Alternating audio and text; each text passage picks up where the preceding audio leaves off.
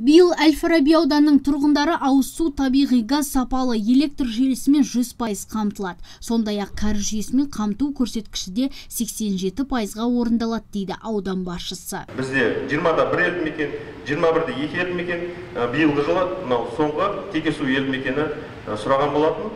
Сонда қазір магистральдық сапалы құбыр жүргізіліп жатыр. Жалпы биылғы көрсеткішпен біз ауыз су қамту деңгейін 100%-ға жетіп отырмыз. Электр қуатына тоқталатын болсақ, көріп отқандарыңыздай 20-шы жылы 2 елді мекен, 21-ші жылы 1 елді мекен, және де мынау соңғы 276 орамда электр жарығы, сапалы электр жарығы жұмыстары осы күз айында аяқталатын болады. Биылғы көрсеткішіміз сапалы энергетикамен қамту 100%-ға қол жеткізу. Табиғи газбен қамту бойынша өздеріңіз көріп отқандай Әл-Фараби ауданы биылғы өзімізге желтоқсан айына 100%-ға қамтуға меже қойып отырмыз. Ауданда 400-ден астам көше болса, соның 124-і жарықтандырылған, ал мемлекеттік жекешелік әріптестік аясында өткен жылы 22 көшеге жарық берілсе, биыл 17 көше жоспарда тұр екен. Бұдан бөлек аудан әкімі Рашид Мыңбаев қала тазалығына тоқталды. Айтуынша, тазалық жұмыстарын жүргізу үшін аудан 7 секторға бөлініп, қоқыстан тазарту жұмыстар жүргізілуде. Алайда тұрғындар санитарлық жұмыстардың ақсап тұрғанын жеткізді. Мен енді қаладағы Володарский көшесінің бойында орналасқан 10-ші және 1-ші үйдің тұрғындарының тілегін арқалап келіп отырмын. Жалпы ол 10-ші ескі үй, баяғы Сталиннің көзін көрген өткен ғасырдың 50-ші жылдарында салынған үйлер болса керек. Сол жерде балалар көп ойнайды. Қоқыс жәшіктері қойылған, жанында мектеп бар, 17-ші мектепке қарама-қарсы орналасқан. Бірақ ол жердегі қоқыс жәшіктері аптасына бір тазалануы мүмкін. Кейде о да тазаланбай қалады.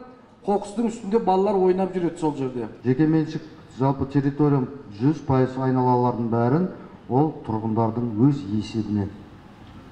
Мемлекет тарапынан жалпы біз көп қабатты үйдің айналасына өзіміз орын белгілеп, сол жерге контейнер алып қойып береміз.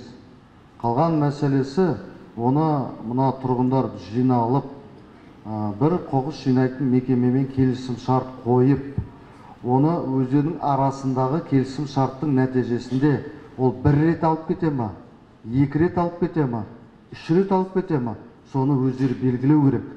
О жердегі тек қана мемлекет тарапынан тарифін белгілеп береді.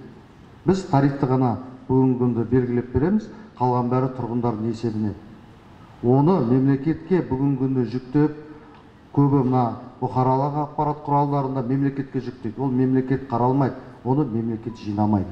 Созақ деген дәмхана бар.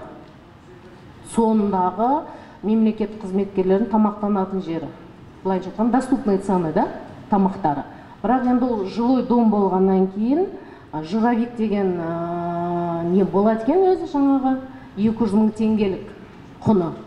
Соны енді Созақ дәмханасы қоймай жатыр 1,5 жылдан бері. Енді апта сайын водоканалға звондап тазалаймыз канализацияны. 80 пәтерлік болған атқалдың бәрі не? Таракан басып кеткен. Түсінесіз бе? И бомждың бәрі бізде.